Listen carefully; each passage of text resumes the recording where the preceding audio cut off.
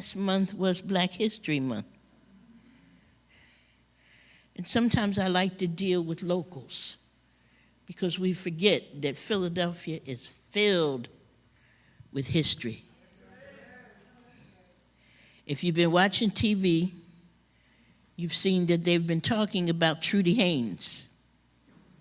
Trudy Haynes, a.k.a. Daniels, born November 23rd, 1926. She passed away on June 7th, 2022. She was born in New York City, and she attended several schools, but she graduated from Forest Hills High School in Queens, Long Island, where racial segregation forced her to be bused to school. Some of us know about that busing. At Forest Hills, she became the only African-American cheerleader on her high school team. In 1943, she was accepted to Howard University, where she studied sociology and psychology. She earned her bachelor's degree in 1947. Ms. Haynes became the nation's first African-American TV weather reporter when she was hired in 1963 by WXYZ TV in Detroit.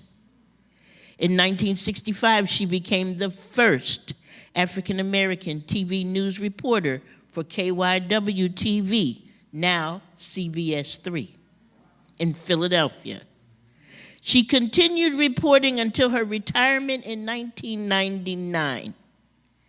She received an Emmy Award and 2 Lifetime Achievements Awards during her 33 years at KYW. She was hosting an online show called The Trudy Haynes Show at the time she passed at age 95 in 2022. I am amazed at what women can do. And they say this is a man's world. That may be true, but women are the reason it spins like it does. I was going to do a poem, but I have a special sometimes God reroutes our intentions. And instead of a poem, I have a message for my sisters in the house. Some of you may have heard me say it before. But when God puts you somewhere, and it's someplace you haven't been before, I got this message from an evangelist who came to visit me when I was in the hospital. I was in the hospital because of a serious asthma attack. So I thought that's why I was in the hospital. And this woman came in, she said to me, "You know why you're here.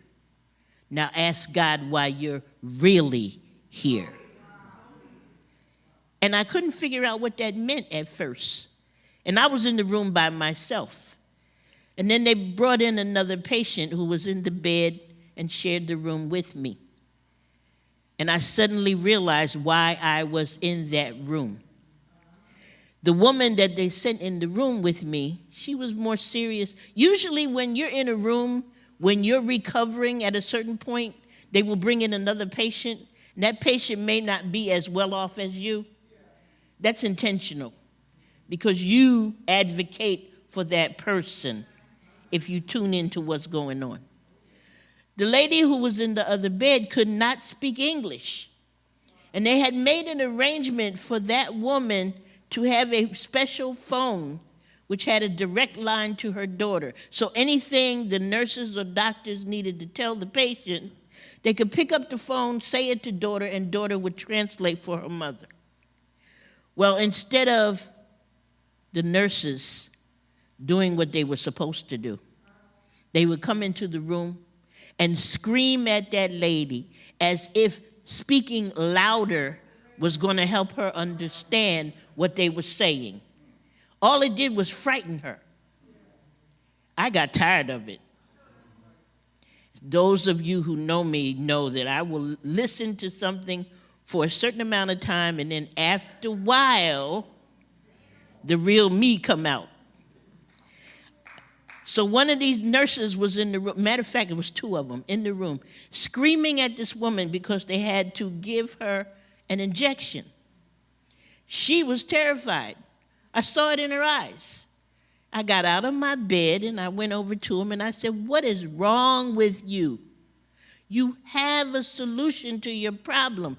Pick up the phone and call her daughter, because screaming at her is not doing anything except terrifying her, and in the process you're running up her blood pressure and getting on my nerves." Well, they got indignant. Did I care? No, my last name Ebo. So they finally decided to pick up the phone, call her daughter, and have her translate what they needed. Well, after they left the room, that beautiful Hungarian lady looked at me and went,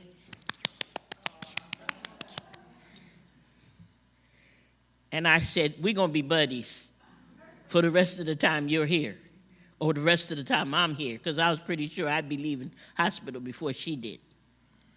My point is, be sensitive to your surroundings. There's a saying, men like headlines, women read fine print.